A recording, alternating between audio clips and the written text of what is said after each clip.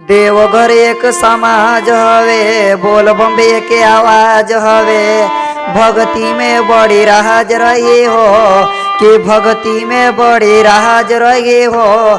जब तक जिंदा बाणे भक्त तब तक भक्ति के बुनियाद रही हो। जब तक जिंदा बाणे भक्त तब तक भक्ति के बुनियाद रही हो। दिल से भोलेनाथ के भजन कोइला पे सब कष्ट दूर हो जाले। अरे सब कष्ट दूर हो जाले।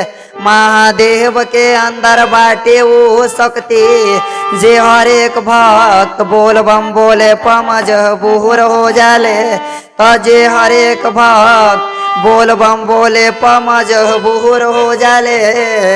उदास काहे बैठल बाड़ा तनी सा हो जा व्यस्त। उदास काहे बैठल बाड़ा तनी सा हो जा व्यस्त। महादेव के नाम ला चोला हो जाई मस्त कि तो महादेव के नाम ला चोला हो जाई मस्त। अरे भोलेनाथ के नाम ला चोला हो जाई मस्त। केहू में वो तना खुशी ना जवन महादेव के भक्ति में है पाहिले। तो जवन महादेव के भक्ति में है पाहिले।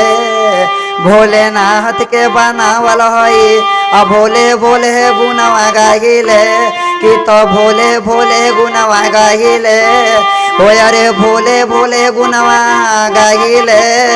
हर नस के पीछे रक्त जई है, हर गुरु के पीछे भक्त आई है हो। अरे जन्नत तो छोड़ा जहन्नम में भी जइबा महादेव के ये पैब हो कि जहन्नम में भी जइब महादेव के ये पैब हो। हरे जहन्नम में भी जइब महादेव के ये पैब हो।